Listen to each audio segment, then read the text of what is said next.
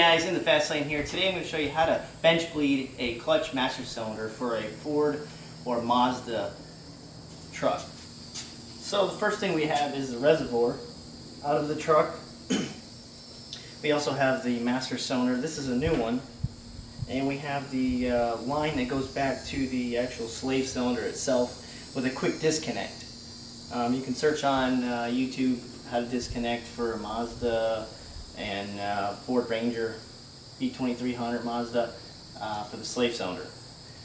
Also, what the problem is you can pump these things to death and you won't get all the air out of the system because it sits like this in the truck while the air is trapped in the top of the master cylinder, and when you're pushing, it's just sitting in there and it's not pushing it up to the reservoir. Now when we bench bleed this system, it's going to be facing down, allowing the air to rise into the reservoir and get out of the system. So what I've made here is haven't really made anything. It's just a board, just a 1x2, and we're going to go ahead and just screw the reservoir to the board right here. You're going to get some zip ties down at the bottom because we want to stretch this out a little bit, make it straight, and then we're going to start pushing on the clutch rod right here, and you only want to get it to where it can only go in at like 1/8 of an inch until it gets really hard. You're going to pop the cap and watch the bubbles, and I'll show you that in a minute. So pretty much what we want to do is we want to get it to where it can't really push at all. And we're right there right now, but I think we still got some more air in the system. So here's the reservoir, and I'm going to get my screwdriver and just tap the lines. See if we can't get any bubbles to show. Not many bubbles there. So now we're going to pump the master cylinder in and out a little bit.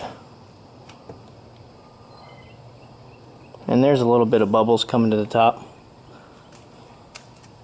You're going to repeat this step until there's no more bubbles.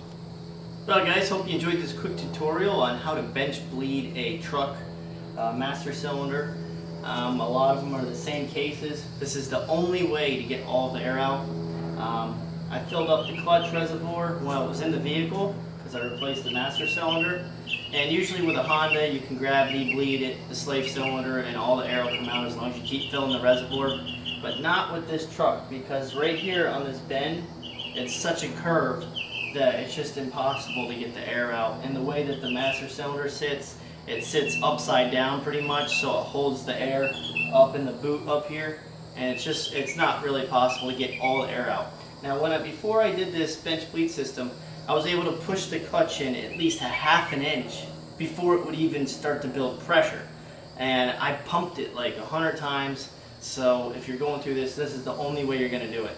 Basically screw the reservoir to the top, stretch it out, zip tie the bottom, bang on the lines, pump it, and what you're wanting to get to is to where you can barely push the clutch rod 1/8 of an inch. I mean, you won't even be able to barely move it anymore. So that's what you're looking for. Hope this helped you guys. If you guys like this video, please subscribe, and I'll see you guys next time.